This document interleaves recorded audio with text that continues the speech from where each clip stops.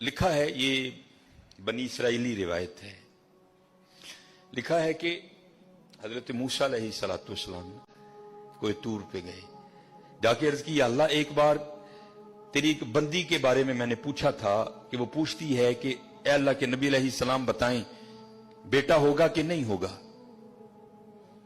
تو اللہ پاک آپ نے فرمایا تھا نہیں ہوگا، لیکن وہ تو اس حال میں آئی کہ اس کی گود میں چاند سا بیٹا ہے، دینے والے آپ ہیں، هو اللہ الخالق الباری المصور هو الذی یصورکم فی الارحام کیف یشاء، یہ بیٹا کیسے ہو گیا؟ تربیت کرنی تھی نا اپنے کلیم کی۔ فرمایا کلیم علیہ السلام جاؤ جا کے انسان کا گوشت لے کے آؤ۔ اب حضرت موسیٰ علیہ السلام نے ایک برتن لیا، ایک چھری لئی اور بنی اسرائیل میں چل نکلے، ایک کو کھڑا کر کے پوچھا اور بھئی یہ اللہ نے انسان کا گوشت مانگا ہے،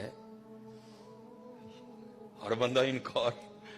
چلو کوئی بیل ہوتا، کوئی گائیں ہوتی، کوئی بکرا ہوتا تو سوچا جا سکتا تھا، لیکن اپنا گوشت دینا ہے تو بہت مشکل کام تھا، سب نے انکار کر دیا۔ مختصر حضرت موسیٰ علیہ السلام واپس آ رہے تھے تو ایک درویش بیٹھا تھا، حال مست، کوئی اسے دائیں بائیں خزاں بہار گرمی سردی کی ہوش نہیں تھی، وہ مست تھا، وہ محو تھا، اور زبان پر ایک ہی لفظ تھا، اللہ اللہ اللہ۔ آپ رک گئے، فرمایا چلو حجت ہو جائے گی، اس سے بھی پوچھ لیتا ہوں۔ آپ علیہ السلام نے فرمایا اوے ملنگا، اللہ پاک نے انسان دا گوشت منگے ہے، کسی نے نہیں دیتا، تیرا کی پروگرام؟ لکھا ہے جس کا مفہوم ہے کہ بازو آگے کر کے عرض کرتا ہے حضور لا لو۔ آپ بڑے حیران ہوئے، آپ نے کہا خود ہی اتار دے، اس نے اتار دیا۔ آپ جب جانے لگے نا تو پھر عرض کرتا ہے حضور ٹھہر جاؤ، آپ ٹھہر گئے۔ فرمایا ہاں۔ عرض کرتا ہے حضرت میں تے باندھا لا کے دیتا ہے، ہو سکتا ہے اللہ نے گردن نہ منگیا ہوئی۔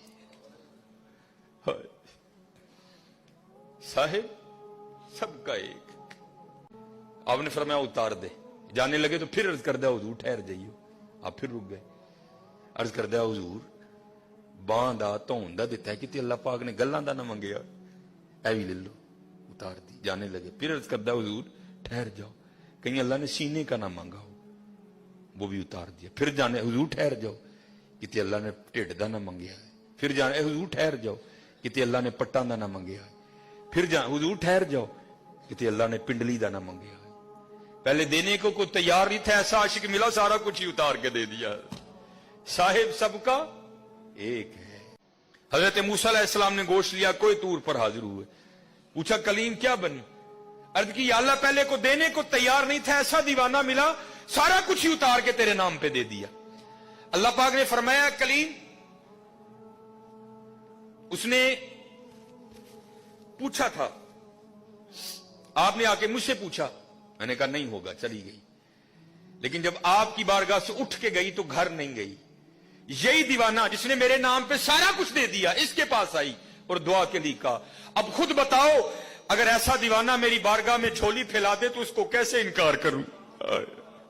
مجھے بتائیں اللہ تعالیٰ نبیوں کو دنیا میں کیوں مبعوث کرتا ہے؟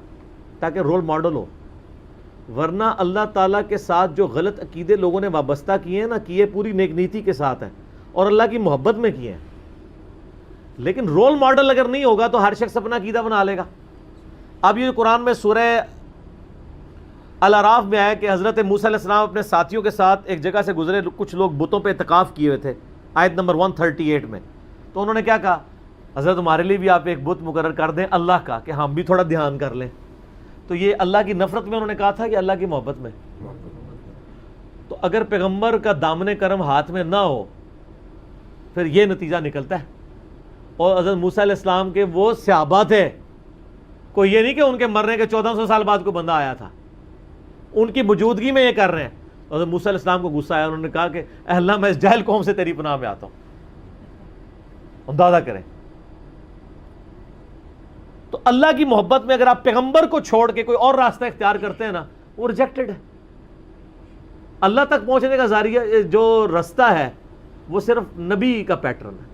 اسی لیے اطاعت رسول کی بات ہے کہ رول ماڈل آپ کے سامنے ہو، یہ نہ ہو کہ آپ اللہ کی محبت میں کچھ ایسی چیزیں منسوب کر دیں اور پھر وہ جناب یہ مثنوی مولانا روم کے اندر یہی کچھ تماشے لکھے ہوئے ہیں نا، کوئی جی موسیٰ علیہ ایک بندہ تھا، اس نے موسیٰ علیہ السلام کو جو ہے وہ اللہ تعالیٰ نے فرمایا موسیٰ تجھے میں ایک بندے سے ملاقات کراتا ہوں، بس کہانیاں بنائی ہوئی ہیں.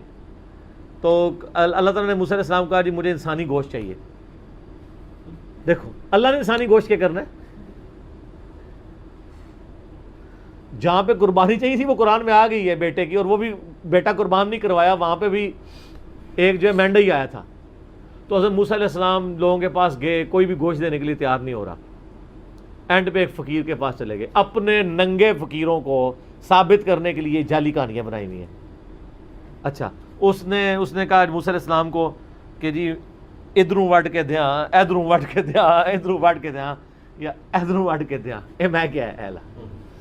اچھا تو اللہ تعالیٰ کے پاس واپس گئے تو اللہ نے فرمایا یہ میرا نیک بندہ ہے. موسیٰ تو بھی تو انسان تھا، تو نے اپنا گوشت کیوں نہیں اتار دیا؟ کہے سبحان اللہ. ان کو پتہ ہی نہیں ہے کہ اگر اس نانگے نے موسیٰ کو دین سکھانا ہے تو یہ فیلئر کس کا ہے، موسیٰ علیہ السلام کا یا اللہ کا؟ موسیٰ کا استاد کون ہے؟ اللہ، جس نے اس کو اپنا ریپرزینٹیٹو اور نمائندہ بنا کے دنیا میں بھیجا ہے، اور وہ ایک نانگے سے جا کے دین سیکھے گا. جھوٹ کہانیاں بنائی ہوئی ہیں اور وہی کہانی آگے چل رہی ہے. تو پھر ہم کیوں نہ کہیں کہ کتابوں کا خدا اور ہے اور بابوں کا خدا اور. یہ تعلیمات پیغمبروں کی نہیں ہے. آپ ان سے جا کے کہیں گے جی پیغمبروں کی میراث تو علم ہے، علم کتابوں میں ہے. او نہیں جی سینہ بہ سینہ چلتا ہے. قرآن میں کہاں ہے سینہ بہ سینہ؟ قرآن میں آیا قل رب زدنی علما. اے نبی آپ بھی دعا کیا کریں اللہ میرے علم میں اضافہ کر دے، میرے عشق و سرور میں، میرے وجدان میں. ایسا کوئی دعا نہیں. حضرت آدم کو جو سجدہ کیا تھا وہ عشق و سرور میں کیا تھا یا علم کی فضیلت کی وجہ سے؟ پھر سورہ الزمر میں آیا قل هل يستوي الذين يعلمون والذين لا يعلمون انما يتذكر اولو الالباب. اے نبی فرما دو علم والے اور بغیر علم والے برابر نہیں ہو سکتے. نصیحت تو نہیں حاصل کرتے مگر عقل والے، چلے نہیں. اور یا وہ کہتے ہیں عقل دے چلے عشق دے چلے نمبر رہ گئے، عقل والے اونجی عمرہ گالیاں. یہ عقل والا کس کو کہہ رہے ہوتے ہیں؟ پیغمبروں کے ماننے والوں کو. اور بابوں کے ماننے والوں کو یہ کہہ رہے ہوتے ہیں عشق والے. تو سر آپ بابوں کے ساتھ رہیں. ہماری دعا ہے کہ آپ کا حشر آپ کے بابوں کے ساتھ ہو، اور اپنے لیے دعا ہے کہ ہمارا حشر نبی صلی اللہ علیہ وسلم ان کے صحابہ اور اہل بیت کے ساتھ ہو. آمین ثم آمین. ٹھیک ہو گیا جی.